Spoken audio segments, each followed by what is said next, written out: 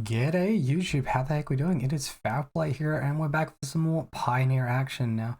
There's been a Pro Tour going on over the weekend and a player named Brenton Madsen has been doing extremely well with the Selesnya Aura deck for that portion of the tournament.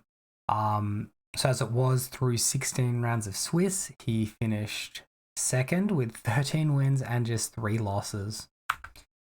Now the deck's actually main decking 3 Skrelv Deflector Might as a way to protect our big creatures like Lightpaws and SRAM. Lightpaws, not surprisingly, at 4 copies. SRAM all the way up at 3 copies.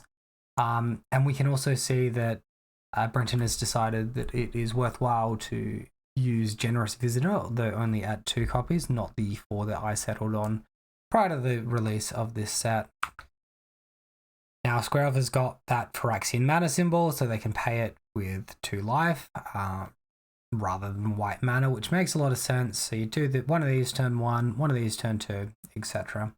Now, as far as the auras are concerned, we can see playsets of Audacity and Ethereal Armor, and then 3 ofs for Cartouche Solidarity and Sentinel's Eyes, 2 of for Griffspoon, and then we've got the 1 of suite of Kaya's Guile, Hammerhand, Rune of Sustenance, Alpha Authority, and Warbriar Blessing.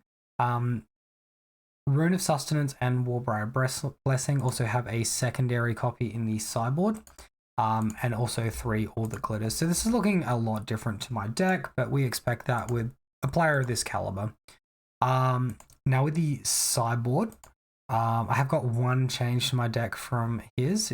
I've got a Natural State in the sideboard as opposed to a second copy of Boseiju. Unfortunately, the price of this card's doubled and I'm not able to afford the rental at the moment without going up a tier, which I don't really want to do. Okay, so outside of that, yeah, we see No Basara, which is a card that it was a little bit hotly debated in the comments before, but it makes a lot of sense when you've got Skrelv protecting these 2 drops.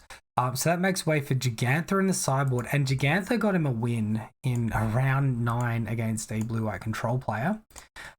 We also see Spicy Extraction Specialist as well, as that is not a card that I would have expected to go in this deck, but we're going to take a leaf out of a much better player's book. Got some Graveyard Hate with a Rest in Peace, some ETB Hate with Hushbringer, Adanto Vanguard, which is a really good way to play around Supreme Verdict, and Portable Hole as their removal spell. I thought Portable Hole was garbage, but again, this Brenton knows a lot better than I do. So yeah, just real quick here, you can see the standings. Obviously, Brenton Madsen with that fantastic result, and congratulations to him. Let's get into the league. Okay, so here we are for match number 1. We've got a Skrelv as our only creature. Unfortunately, we don't have any other creatures. If we had Vigilance as well, we could probably keep this hand, but we don't have Sentinel's Eyes, so I think we have to mulligan. We're versing Equinox here today, keeping a 7. We've got this no lander, so we will pitch that. And at this point, we have to pretty well keep this hand. I think the Rune of Sustenance giving like Hexproof is a bit redundant on Lightpaws. I think we just ditch that. Maybe one of our 1 mana auras as well. Keep the 2 lander, 2 creature hand. Interestingly enough, also, Brenton did go for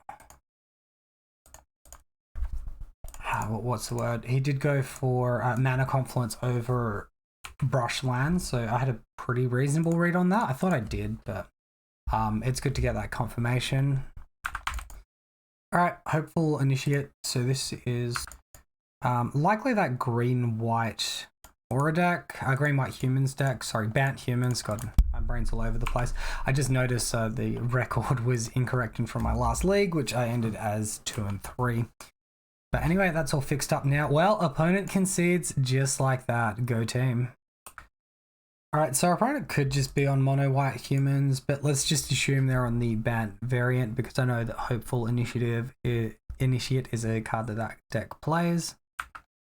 Alright, so the main form of interaction they're going to have is slowing us down with Thalia's Lieutenant. Hopeful Initiative does have an active on it to destroy target artifact or enchantment upon removing 2 counters from it. It also has creatures like Experiment 1 and Werewolf Pack Leader that help get counters on their creatures, although maybe I'm not remembering Pack Leader quite correctly there.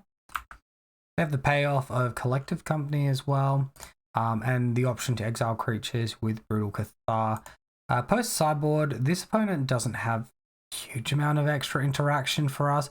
I've seen ones before playing Skyclave Apparition, and also Night of Autumn as well. Just portable hull for us to worry about potentially. Reminder as well, guys, if you do enjoy the video, please consider subscribing. So I see a whole bunch of good stuff that we kind of want. I assume we want to trim on SRAM. Lightpaws doesn't seem like a creature we'd want to trim on. The rest of the auras is going to be more difficult. Maybe I'm just overboarding as well. All right, I did manage to get a quick sideboard in there in the last 5 or so seconds. So I removed Portable Hull from cards being brought in, removed all that glitters, and removed a SRAM. Hopefully you can keep track of the ones I brought in, because that was a bit of a dash for me. Opponent mulls to 6. I think we keep this with the high upside of having 2 Lightpaws, Audacity for card draw as well.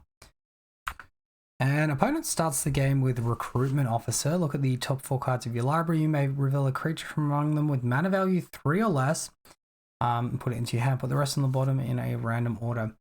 Alright, well, it's not like too terrifying on its own. It doesn't do anything super quickly. This could mean that they're on a mono white human deck and not a Bant version. Alright, and Thalia with some funky ass artwork there. Attacking him with the Recruitment Officer. We'll take the damage, going to 18. So Thalia doesn't hurt us hugely this turn, but she may in future turns. We'll just expose our Lightpaws to removal and pass the turn. And Luminarch Aspirant from our opponent. Interesting. Gonna start buffing up the Recruitment Officer over the Thalia that has First Strike. It's a bit bizarre to me. And then they just concede the match. Why are they conceding the match? You've got a Thalia to slow us down. We've shown you nothing else. Yeah, I'm thoroughly confused here. I don't think our opponent was dead game 1. I don't think they were dead here. And I also don't think Brenton was winning his matches in quite this fashion. Nonetheless, thank you all for watching. As always, let me know what you think down below. Comments are good for the YouTube algorithm. Until next time, have a wonderful day, and I'll see you then.